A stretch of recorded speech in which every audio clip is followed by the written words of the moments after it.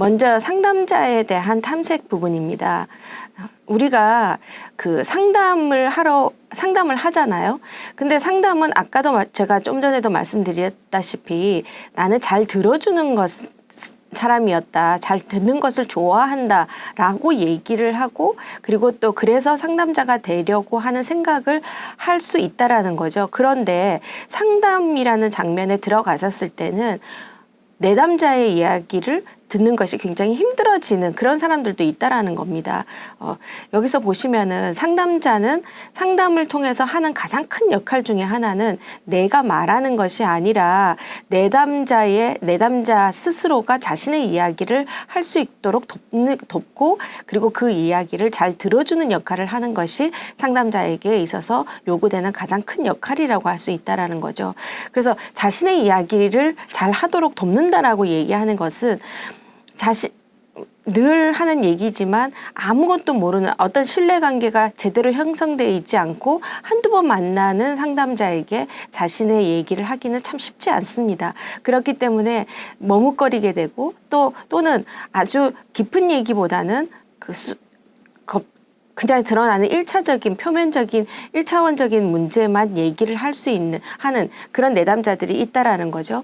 그렇기 때문에 상담자는 잘 들어주고 그 사람한테 편안한 분위기, 그다음에 신뢰로운 분위기를 제공함으로 인해서 내담자가 스스로 자신의 이야기를 잘 할 수 있도록 도와주는 역할, 그렇게 하기 위해서는 잘 들어주는 역할을 해야 된다라는 거죠. 그래서 기본적으로 우리가 역할을 분담해 봤을 때 내담자는 말하는 사람이고요. 상담자는 그 내담자가 하는 이야기를 듣는 사람, 청자의 역할을 한다라는 거죠. 이 둘 사이에는 뭐가 있다고 할 수 있어요? 저번 시간에 우리가 배운 것 중에 내담자가 있고 상담자가 있고, 상담이라고 할 때는 내담자가 있고 상담자가 있고 그 사이에 내담자가 가지고 오는 문제라고 하였습니다. 그래서 상담에 있어서 세 가지 요소는 바로 내담자, 상담자, 내담자의 문제, 이렇게 말씀을 드렸습니다. 자, 그래서 상담자는 기본적으로 말을 듣는 사람이라고 했습니다. 무슨 내담자의 이야기를 듣는 사람이라고 말씀을 드렸습니다. 그런데 상담자가 말을 많이 하는 데는 몇 가지 이유가 있을 것이다라고 우리가 생각하는 거죠. 첫 번째는 초기 상담자에게서 많이 나타날 수 있는 얘기인데 상담 자체가 불안한 겁니다. 내가 누군가 앞에서 얘기를 할 때 그리고 단독으로 우리가 보통 개인 면담이라고 했었을 때는 내담자와 상담자 두 사람이 한 공간에 있는 경우가 많죠.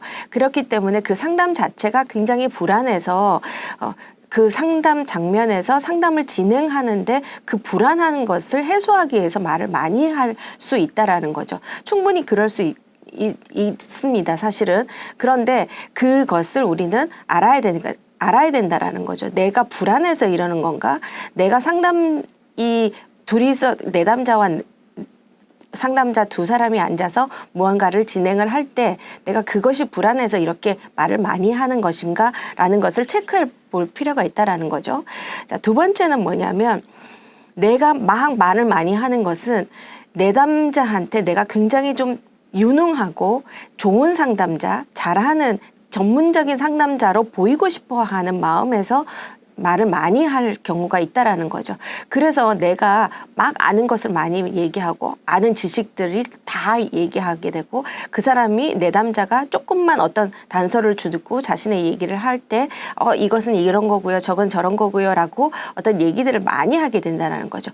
유능하게 보이고 싶어서 그 내담자가 충분히 자신의 이야기를 드러내고 탐색이 이루어지기도 전에 어떤 해답을 주려고 하고 내가 가지고 있는 지식들을 내놓는 경우가 있다라는 거죠.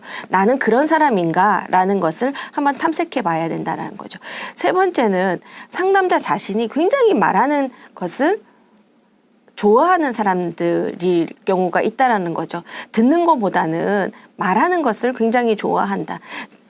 자, 우리가 아까 동기 점검을 해야 된다라고 얘기했죠, 그죠? 그래서 만약의 경우에 나는 내가 어떤 파워를 가지고 내가 어떤 사람한테 좋은 영향력을 주고 싶은 사람이라고 얘기한다면은 이 2번에 가까운 행동들을